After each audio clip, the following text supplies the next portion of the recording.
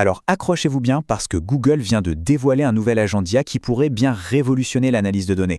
Son nom, c'est DS-Star et sa particularité, c'est qu'il est capable d'écrire son propre code. On va regarder ça de plus près et voir ce que ça signifie. Pour comprendre de quoi on parle, il faut revenir à la base, au problème fondamental. Les données qu'on collecte dans le monde réel, elles sont rarement propres et bien rangées. En fait, la plupart du temps, c'est un vrai bazar. Et jusqu'à maintenant, qui s'y collait? Les experts humains.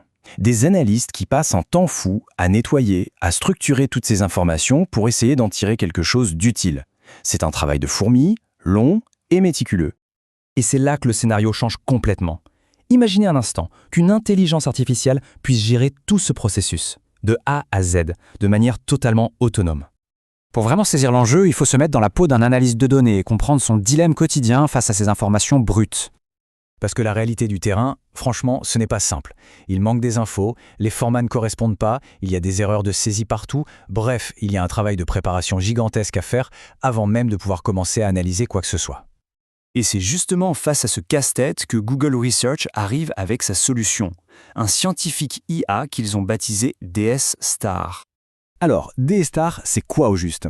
Attention, ce n'est pas juste un petit outil en plus. Non, c'est ce qu'on appelle un agent et il a été conçu pour imiter tout le processus de pensée et de travail d'un analyste humain.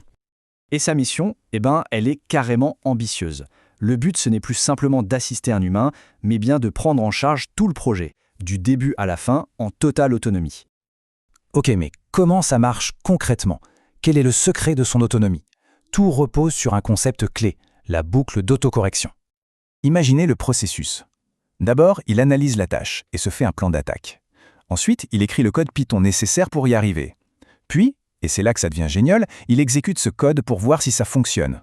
S'il y a un bug, pas de panique, il ne s'arrête pas, il analyse l'erreur, il comprend pourquoi ça a planté, et hop, il réécrit le code pour le corriger. C'est une boucle qui tourne encore et encore jusqu'à ce que le résultat soit impeccable. Pour reprendre les mots de Google, il peut effectuer une boucle complète d'ingénierie logicielle sans intervention humaine. C'est ça, la vraie révolution. Cette capacité à gérer tout le cycle de l'idée à la production, tout seul.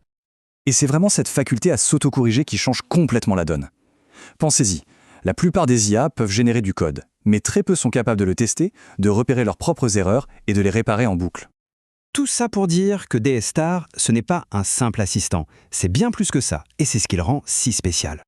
Là, il faut bien faire la distinction. D'un côté, on a les outils d'IA classiques. On leur donne un ordre, ils l'exécutent, point. De l'autre, on a un agent comme DS-Star. On lui donne un objectif et c'est lui qui élabore sa propre stratégie pour l'atteindre. Il ne fait pas qu'obéir, il planifie. Et cette planification, ce n'est pas rien. L'agent décide de lui-même de traquer les anomalies, de fouiller dans les données pour y trouver des pépites, de choisir les bonnes méthodes statistiques et de définir toutes les étapes pour construire un modèle de prédiction qui tienne la route. Bon, alors concrètement, pourquoi est-ce que c'est une si grosse avancée pour le futur de l'intelligence artificielle? Parce qu'on ne parle pas juste d'une petite amélioration. On est en train de passer d'une IA qui exécute des tâches à une IA qui gère des projets. C'est un vrai saut qualitatif, un changement de paradigme qui nous mène vers des systèmes vraiment autonomes. S'il y a une chose à retenir, c'est vraiment cette maîtrise de bout en bout. Partir d'un objectif un peu vague comme analyse ces données et arriver à un code qui fonctionne et à des résultats concrets, tout ça sans intervention humaine, et c'est juste énorme comme avancée. Et ça nous amène à une question assez vertigineuse. Si une intelligence artificielle peut maîtriser une tâche intellectuelle aussi complexe de A à Z, qu'est-ce que ça implique pour le futur du travail? La question est posée et la réflexion ne fait que commencer.